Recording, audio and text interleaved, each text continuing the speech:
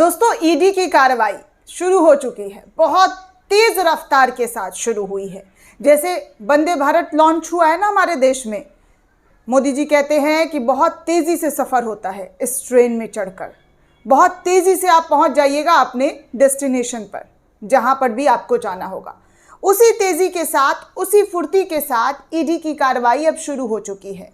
संजय सिंह जिस तरीके से कल गिरफ्तार हुए, उसके बाद आज ताबड़तोड़ ईडी की छापेमारी जो है कई राज्यों में होने वाली है या हो रही है। जी हाँ, सुबह से हो चुकी है, होने वाली क्या हो चुकी है कई राज्यों में। उन राज्यों के नाम भी मैं आपको बताऊंगी कि वो राज्य कौन सा राज्य है और उस राज्य में जो है किस तरीके से छापेमारी का जो सुबह से ही ईडी ने दस्तक दिया है वो किन किन नेताओं के घर पर।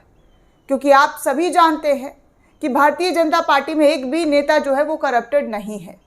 हम सभी जानते हैं कि भारतीय जनता पार्टी एक ऐसी पार्टी है जिसकी छवि साफ सुथरा नेता वाली है।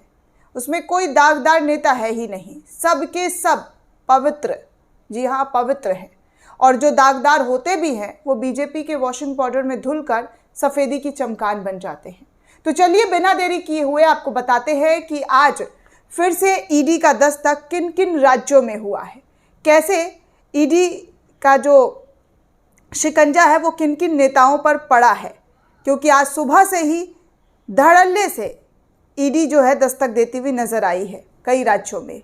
तो सबसे पहले मैं आपको आज तक की ये खबर बताना चाहूँगी कि आज तक ने संजय सिंह की गिरफ्तारी के बाद जो है ये खबर आज फिर से छापी है और लिखा है कि संजय सिंह की गिरफ्तारी के अगले ही दिन यानी कि आज के दिन एक साथ 4 राज्यों में ईडी और आईटी का रेड पड़ रहा है।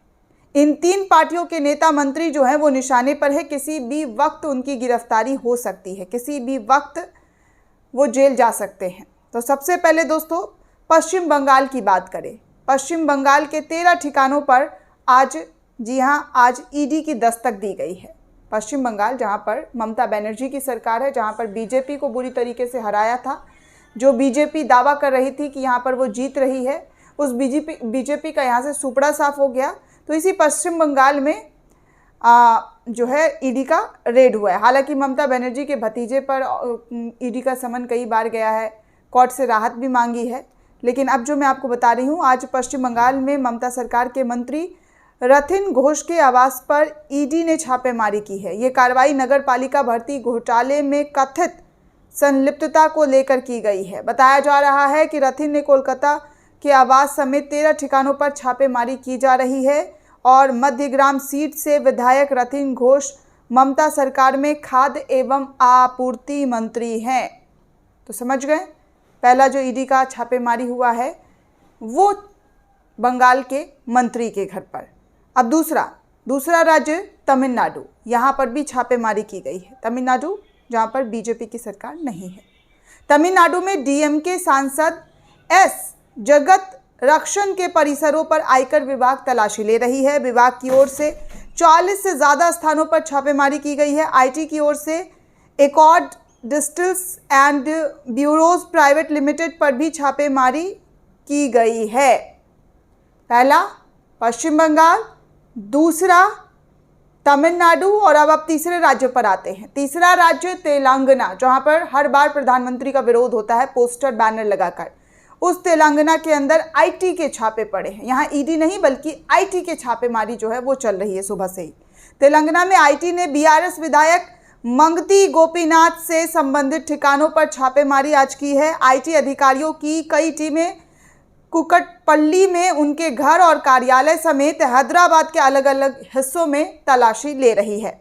अब चौथा राज्य, इस राज्य के बारे में आपको अंदाज़ा होगा, ये राज्य कर्नाटका है। कर्नाटक जहाँ से अभी बीजेपी कुछ ही महीने पहले हारी है, इस कर्नाटक में भी छापेमारी हो रही है। जब यहाँ पर बीजेपी की सरकार थी तब विपक्षी दलों में हो रही थी और अब सरकार बन गई है तो अब उसी सरकार यानी कि कांग्रेस की सरकार पर ज़बरदस्त तरीके से छापेमारी हो रही है। ईडी ने आज यहाँ पर डीसीसी बैंक के चेयरमैन मंजुनाथ गौड़ा के शिवमोगा स्थित आवास पर छापेमारी की है। वो अपेक्स बैंक के पूर्व अध्यक्ष भी रहे। शिवमोगा में उनके 3 आवास पर छापेमारी चल रही है। सोचिए, 4 राज्यों में छापेमारी ईडी और आईटी की। और वो चारों राज्य विपक्षी शासित राज्य, उत्तर प्रदेश नहीं, मध्य प्रदेश नहीं, हरियाणा नहीं, और भी कई राज्य हैं, गोवा, मेघालय, मणिपुर, असम, इन सब जगहों पर नहीं। ये सब उन जगहों पर आईडी और ये उन सारी जगहों पर हो रहा है रेड जहां पर विपक्ष का दबदबा है, विपक्ष की सरकार है। अब ऐसे में सवाल आपके जहन में क्या उठ रहा है वो हमें कमेंट करके ज़रूर लिखिएगा कि ये जो 4 राज्यों में ईडी और आईटी की रेड पड़ रही है उस पर आपकी क्या प्रतिक्रिया है, आप किस तरीके से सोचते हैं, कमेंट करके ज़रूर लिखिएगा।